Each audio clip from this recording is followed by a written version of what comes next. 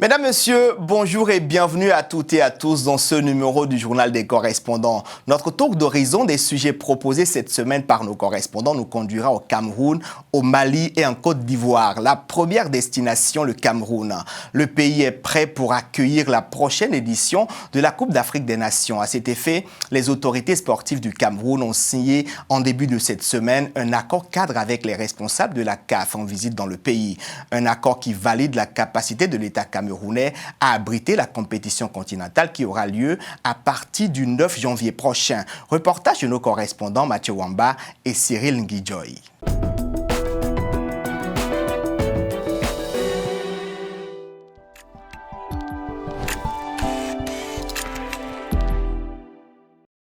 Terminer la visite des infrastructures dans les 7 villes devant abriter la Coupe d'Afrique des Nations 2021 au Cameroun, co-officiel du football africain, responsables politiques et sportifs camerounais ont paraphé un accord cadre sur l'organisation de la prochaine Coupe d'Afrique des Nations.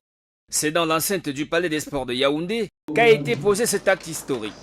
Ce moment exceptionnel dans l'organisation de la compétition. Je voudrais saisir l'occasion qui m'est offerte pour remercier encore une fois le chef de l'État et son gouvernement pour nous avoir permis de signer cet accord et d'avoir également mis à la disposition du pays des infrastructures et d'avoir aussi autorisé que cette CAN puisse être organisée sur le territoire camerounais pour le bien de la jeunesse et du football camerounais, mais surtout pour la jeunesse africaine, parce que comme l'a dit le premier vice-président de la CAF, aujourd'hui il ne s'agit pas que du Cameroun, c'est la fête de l'Afrique qui va commencer le 9 janvier. Les autorités de la CAF, visiblement satisfaites, n'ont pas manqué de rendre hommage au Cameroun pour la tenue et le respect du cahier des charges. Je dirais simplement, je poserais cette question de savoir qui mieux que le Cameroun pouvait être le point de départ de cette nouvelle vision.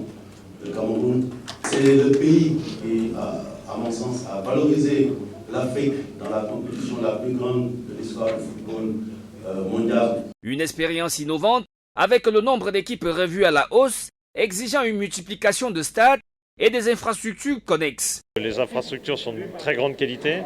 On a vraiment quelque chose de très réussi à peu près partout. Il reste encore évidemment quelques travaux à faire, quelques finitions notamment à Olembe, le grand stade de Yaoundé. Il y a quelques terrains d'entraînement, il y a encore des travaux dessus.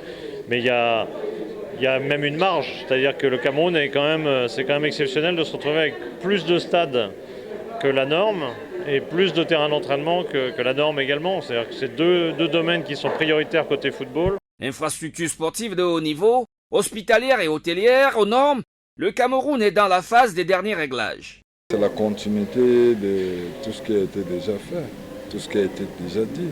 Il fallait tout simplement que ça puisse être, qu'on puisse rassurer tout le monde qu'enfin, parce qu'il y a eu tellement de choses qui ont été dites que elle se jouera pas. Bref, je pense qu'aujourd'hui, c'est encore une assurance au point de pouvoir mettre tous les Camerounais.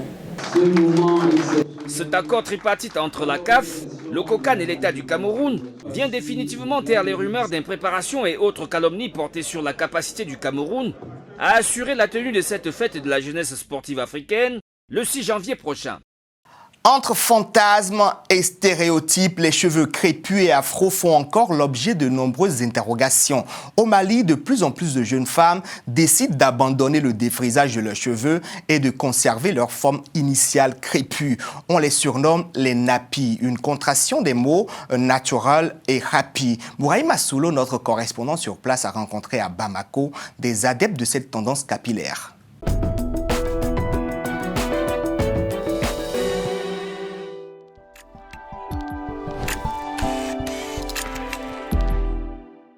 Dans ce salon situé en plein cœur de Bamako, des dames toutes férues de la nouvelle tendance capillaire Napi sont venues se faire coiffer. Un mouvement importé au Mali par Maya Maïga, une ancienne immigrée malienne en France. Parce que moi-même j'ai trouvé qu'à Bamako, il n'y avait pas beaucoup de salons Napi pour s'occuper de nos cheveux naturels. Parce que les cheveux naturels ont besoin d'entretenir et c'est pas facile, c'est pas tout le monde qui sait manipuler les cheveux naturels. Donc je me suis dit, ce serait une idée de mettre en place un salon C'est maintenant seulement pour promouvoir la beauté de la femme africaine, à encourager les jeunes filles à garder leurs cheveux naturels, mais aussi pour que les gens qui sont déjà nappies, elles puissent trouver un endroit pour s'occuper de leurs cheveux. Le mode nappy, contracté des deux mots anglais natural and happy, attire de plus en plus des Maliennes. Ici, toutes sont clientes régulières de Maya Maïga qui emploie une dizaine de coiffeuses. Rokiato Kamara, devenue nappy à la suite d'une mauvaise expérience capillaire, s'est dit satisfaite de la nouvelle tendance adoptée. J'avais une expérience au début, j'avais mes cheveux qui étaient hyper longs, sauf qu'à chaque fois je défrisais. Et à la fin, je me rendais compte que tout le temps ça se cassait. Donc au final, j'avais tout coupé. Et du coup, quand ça a repoussé, c'est devenu nappy et tout. Et je me suis dit, en fait, c'est mieux. C'est mieux parce qu'au début, je pensais que c'était juste en défrisant qu'on pouvait bien s'occuper de nos cheveux, alors qu'en fait, il y a plusieurs produits qu'on peut utiliser en étant nappy. Comme Rokiato Kamara, ces deux dames sont elles aussi nappy depuis plusieurs années. Et pour elles, cette nouvelle tendance est un moyen de s'affirmer pleinement comme femme africaine. Tout comme on s'est dit, j'ai la peau noire, je suis fière d'avoir la peau noire, j'assume, je ne me dépigmente pas. Et pareil, aujourd'hui, j'ai les cheveux crépus, je suis fière d'avoir mes cheveux crépus et je ne veux pas défriser mes cheveux crépus. Donc, ce n'est pas une histoire de mode. C'est une question d'identité. Donc, je suis noire, je veux que ça se voit, que ça se sache. Je suis fière de ce que je suis. Je trouve que les femmes noires sont très belles et qu'on a plein d'atouts. Mais on nous a mis dans la tête qu'il fallait que nos cheveux soient défrisés, lisses, alors que naturellement, ils sont crépus. Et les tresses sont magnifiques, les locks sont magnifiques, on peut avoir des longueurs, faire des coiffures très belles.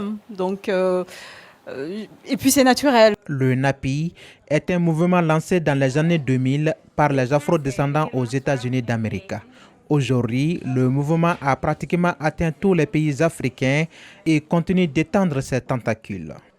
Je vous propose de retourner au Cameroun, cette fois-ci pour consommer de la confiture de goyave. C'est la spécialité d'une jeune entrepreneuse locale qui, malgré ses maigres moyens et les difficultés liées à l'entrepreneuriat, réussit quand même à se faire une petite place sur le marché. Chimène Baleba, Cyril Nguidjoy.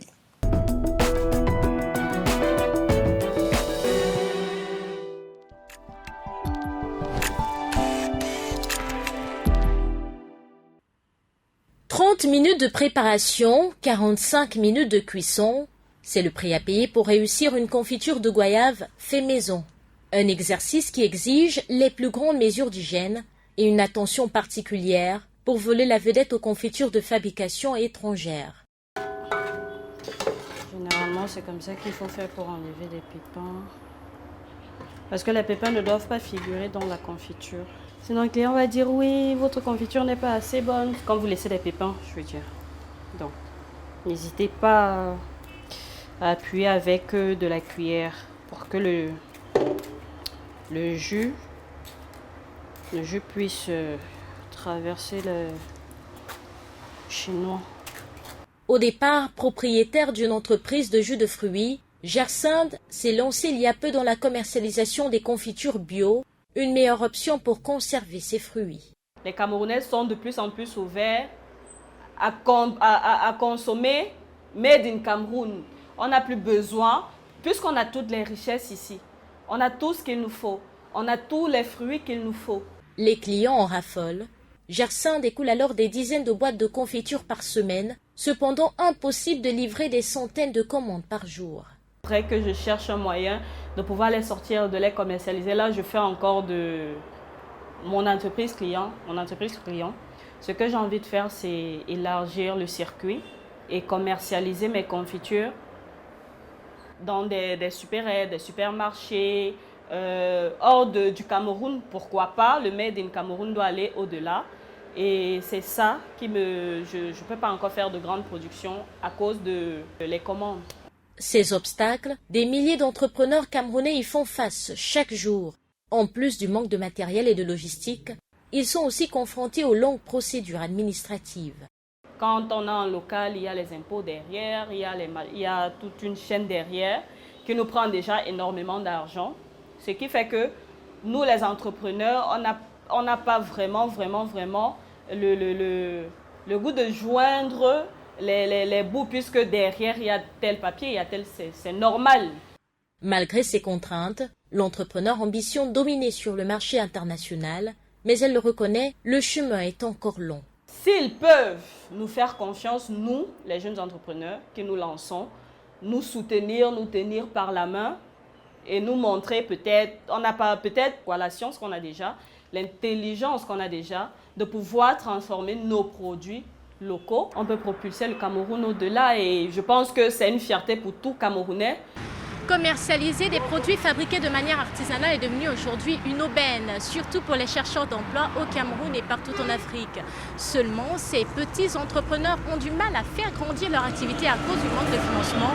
Conséquence, beaucoup cèdent au découragement et aujourd'hui, nombreux se retrouvent en train d'abandonner leur activité. Chimène Baléba, Cyril Nguidjoy et Hervé Ndoubeng pour Télésud.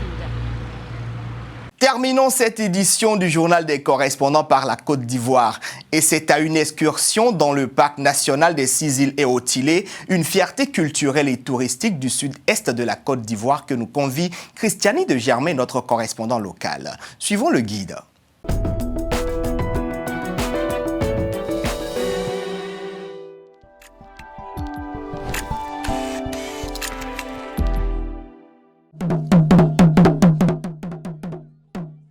Des chants, des battements de tambour, c'est dans cet esprit folklorique que les populations Bétibé, peuple du sud-est de la Côte d'Ivoire, se rendent sur la terre de leurs ancêtres, appelée Monoba. Ce peuple a été délogé en 1725 par les Anyim Brafrais, venus du Ghana, pays voisin. Selon un récit traditionnel, plusieurs sont partis en exil pour s'installer sur tout le long du littoral ivoirien. Ce n'est pas nous qui le disons, c'est les recherches archéologiques qui ont été faites sur l'île de Monobaha, d'Assoko, de Niamouan. Le cimetière des rois démontre que tout ce qu'on a retrouvé démontre. Depuis l'Antiquité, depuis la Grande Égypte, nous avons toujours vécu dans cet espace. Il y a des particularités sur cette île. Vous avez un produit qui permet de raffermir les seins des femmes. Et il y a plusieurs essences rares qu'on ne trouve nulle part ailleurs. C'était des belles plages. Et vous allez voir à Monobaka, un sable sablonneux, mais avec un sable cristallin, d'une beauté qu'on ne retrouve pas au bord de la lagune. Vous voyez, quand vous regardez de l'autre côté de la lagune, vous voyez à peu près le spécimen de ce sable. Mais à Balouaté, à Monobaka, le sable était plus joli que ça. Malheureusement, avec le raz de marée d'Assini, la lagune a gonflé et toutes ces belles plages ont disparu au fond de la lagune. Par la volonté du peuple Bétibé ou encore Eotilé, aujourd'hui, ce sont 6 îles, dont celle baptisée les cimetières des rois, qui sont devenues une réserve du patrimoine culturel de l'État ivoirien. Seul objectif, la préservation contre la déforestation. C'est vrai, ce sont nos îles, ce sont les îles Bétibé, mais c'est classé. Comment on appelle ça, patrimoine de l'UNESCO. Donc l'État a le devoir de protéger toute cette réserve. Ici, sur cette autre île appelée Balouaté, les traces de l'époque coloniale sont encore visibles. En témoigne ce canon qui date de plus de 3 siècles. Balouaté, c'était la résidence des rois et des chefs de lignage. 96, c'est à peu près l'époque dans laquelle les Français sont venus déloger les Hollandais parce que c'est les Hollandais qui étaient là avant. Alors pendant longtemps, on s'était posé la question de savoir si ces canons étaient hollandais. Mais les experts qui sont venus nous ont confirmé que ce sont des canons français, des canons du 14. Le parc national des îles Eotilé est un ensemble de 6 îles disséminées sur la lagune Abi, juste avant son ouverture sur la mer. Ce sont les îles Assoko Monoba, Noamouan, Balouaté, Méa, Eliamé et Bosson Assoum. Elles couvrent au total 722 hectares, non compris les bras de la lagune qui les séparent. C'est ici et maintenant que prend fin la dernière édition du Journal des correspondants de ce mois d'octobre. Merci de l'avoir suivi. Continuez à vous informer en regardant Télé Sud. Au revoir et à la prochaine.